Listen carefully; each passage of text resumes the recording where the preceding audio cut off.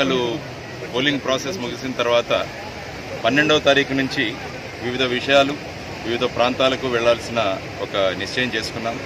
అందుకనే 12వ తారీఖు ఉదయం హార్బర్కి వెళ్ళి మత్స్యకారులని కలవడం జరిగింది. వాళ్ళ సమస్యల గురించి ఆల్మోస్ట్ ఒక 2 గంటలు వివిధ సమస్యల గురించి వాళ్ళతో చర్చ, ఆ తర్వాత అక్కడి పరిస్థితులు ఎలా మెరుగుపరచాలన్న ఒక దీంతో వెళ్ళాం. ఈరోజు ఇక్కడికి రావడం జరిగింది మన బీచ్. ఎందుకంటే బీచ్ అన్నది మన విశాఖపట్నానికి ఒక ల్యాండ్ మార్క్ కాబట్టి చాలామంది ఇక్కడికి వచ్చిన వాళ్ళు బీచ్కి వస్తారు. బీచ్కి వచ్చిన తర్వాత ఇక్కడ ఉన్న క్లీన్లీనెస్ ఎలా ఉందని చూస్తారు. దాన్ని బట్టి మన పట్టణం పట్ల అభిప్రాయం వాళ్ళు ఏర్పాటు చేసుకుంటారు.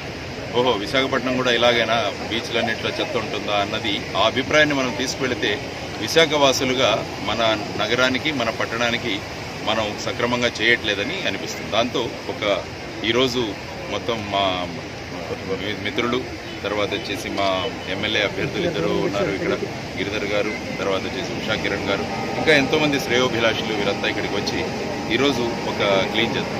నా ఇంకొక ఉద్దేశం ఏంటంటే జుహూ బీచ్ క్లీనింగ్ గ్రూప్ అని ఒకటి ఉంది బాంబేలో. వాళ్ళు ఏం చేశారంటే ఉన్న కాలేజెస్ని అందరినీ డివైడ్ చేసుకున్నారు. ఒక్కొక్క రోజు ఒక్కొక్క బ్యాచ్ వస్తుంది.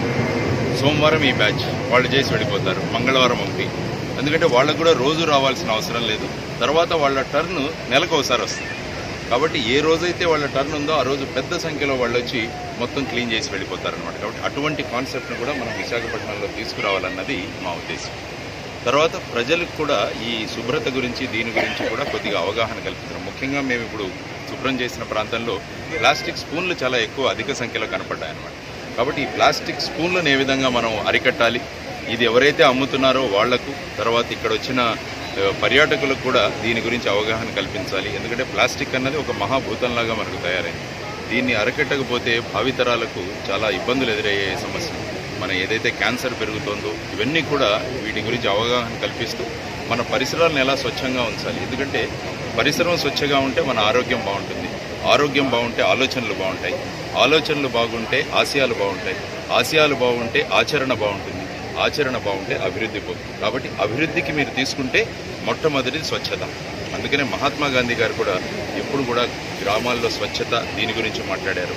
ప్రధానమంత్రి గారు కూడా వచ్చి స్వచ్ఛ భారత్ అని మొదలుపెట్టి దాన్ని కూడా ఇంప్లిమెంట్ చేస్తున్నారు. ఇదంతా ఏంటో కలెక్టివ్ ఎఫర్ట్. అందరం కలిసి ఎవరు చేస్తున్నారనేది ముఖ్యం కాదు, కానీ అందరం కలిసి చేస్తే ఇటువంటి సమస్యలను మనం ఎదుర్కోవచ్చు. అందువల్ల ఈరోజు మాతో పాటు వచ్చిన మా మిత్రులందరికీ కూడా ధన్యవాదాలు తెలియజేస్తున్నాం. ఈ యాక్టివిటీ ఇంకా ముందుకు తీసుకుంటూ ఒక ప్లాన్డ్గా మనం ముందుకు వెళ్దామన్నది మా సంకల్పం. ఆ ఏరియా అలాట్ చేద్దాం, లేకపోతే టీమ్ ఏ టీమ్ బి అనుకుంటూ ఎవరు క్లీన్గా పెడతారో వాళ్లకు ఆ టీం కూడా మనం అవార్డ్స్ ఇచ్చేటట్టు కూడా పెడితే ఒక కాంపిటేటివ్ స్పిరిట్ వచ్చి వాళ్ళు కూడా బాగా చేస్తారన్నది మా అభిప్రాయం. ఈ వీడియో మీకు నచ్చినట్లయితే లైక్ చేయండి, షేర్ చేయండి. మరిన్ని ఇంట్రెస్టింగ్ వీడియోల కోసం మా ఛానల్కి సబ్స్క్రైబ్ అవ్వండి.